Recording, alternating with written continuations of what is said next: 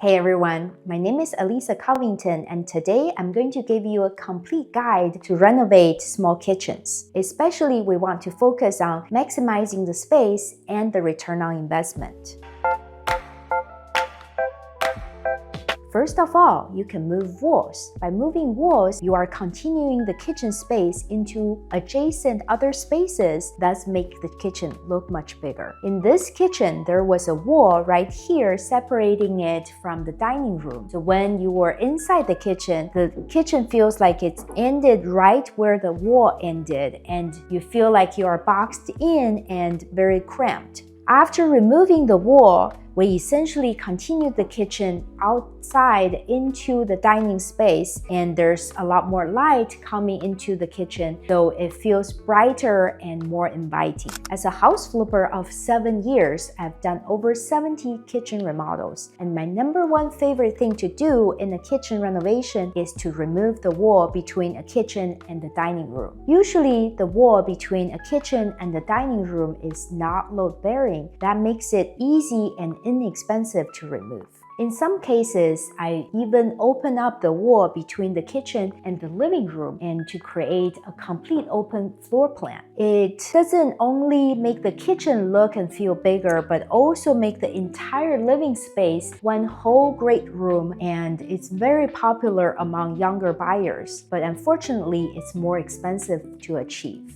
The second way is to move doorways. When there's a doorway, it confines the kitchen space and makes it hard to continue the cabinets or countertops. In this kitchen, there are two doorways, one to the garage and the other to the family room downstairs. And these two doorways were not originally here, they were further back. So the kitchen ended where the doorways were, and this area was originally a casual dining space. Casual dining spaces are not that useful in modern households anymore, especially when there is a dedicated dining room. So I decided to completely eliminate it by pushing the doorways to the very end. And now the kitchen is a lot bigger than it was before. In my kitchen renovations, a lot of times we had to borrow space from adjacent rooms to enlarge a kitchen, sometimes the dining room, casual dining room, or a breakfast nook.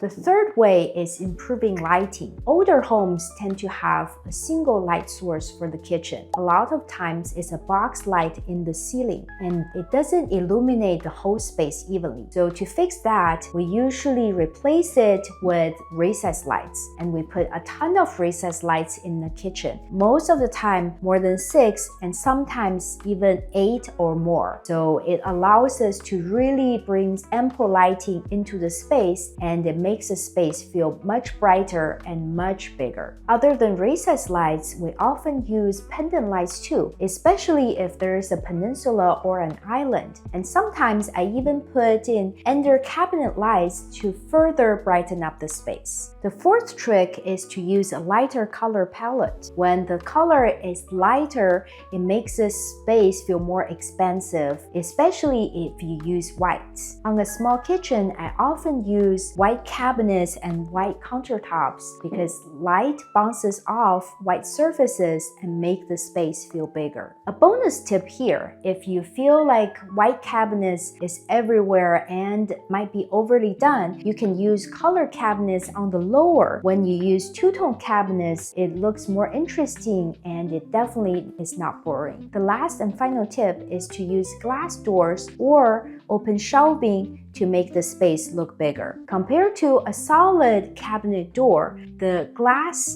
doors allows your site to go in depth into the cabinets and capture more space. And it's the same thing with open shelving. The floating shelves really lighten the weight of a kitchen and make it look more stylish. But remember not to overly use the glass fronts or the open shelvings because they require you to keep everything neatly because because everything's on display. I usually keep at least a few solid door fronts so you can hide some stuff away. I hope these tips are helpful. If you are interested in more home renovation tips and tricks, give me a thumbs up and subscribe to the channel. Next week, we're going to share the video of this entire before and after renovation on this house flip. It's one of the most challenging I've ever done, so don't miss it. Thank you so much for watching. See you next time.